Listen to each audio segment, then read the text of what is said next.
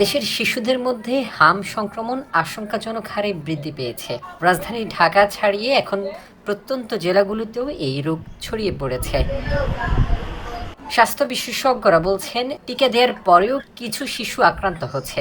তবে এর পেছনে মূল কারণ হিসেবে দেখা হচ্ছে পর্যাপ্ত টিকাদান না হওয়া, অপুষ্টি, মায়ের বুকের দুধ না পাওয়া এবং নিয়মিত কৃমিনাশক ওষুধ না খাওয়ানো। এছাড়া নির্ধারিত সময় অনুযায়ী বিশেষ টিকাদান কর্মসূচি গত কয়েক বছর বন্ধ থাকায়ও সংক্রমণ বাড়ার অন্যতম কারণ।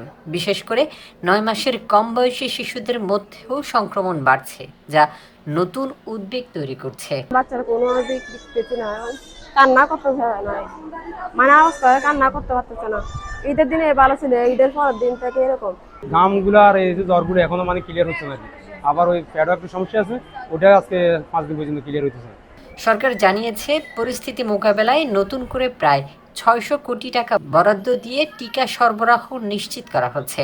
আগামী জুলাই-আগস্টে দেশব্যাপী বিশেষ টিকাদান কর্মসূচি চালুর প্রস্তুতি চলছে। যেদিন আমরা ভর্তি হয়েছি সেদিন যখন শ্বাসটান বেশি ছিল তখন বলছিলাম মানে আইপিএস এ নেওয়া যায়। আইপিএস আমরা অনেক জায়গায় যোগাযোগ করছি, ওখানে কোনো জায়গায় খালি নেই। তারপরে এখানে নাকি খালি নেই। বাচ্চার অনেকগুলো সমস্যা ধরা খাইছে, আল্লাহ যেন ওরে ভালো রাখে।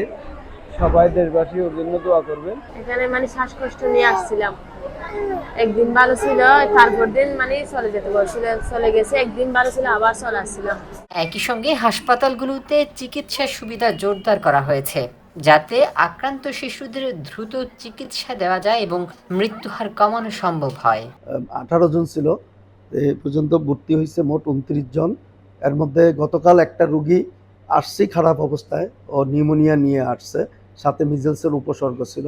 ওর স্যাম্পল নেওয়া সম্ভব হয় না, রুগীটা আমাদের এখানে পেডিয়াট্রিক আইসিইউতে মারা গেছে।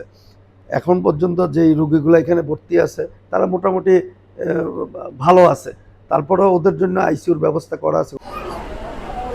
পারভেজ রেজার তথ্যচিত্রে, দক্ষিণ পূর্ব, চট্টগ্রাম।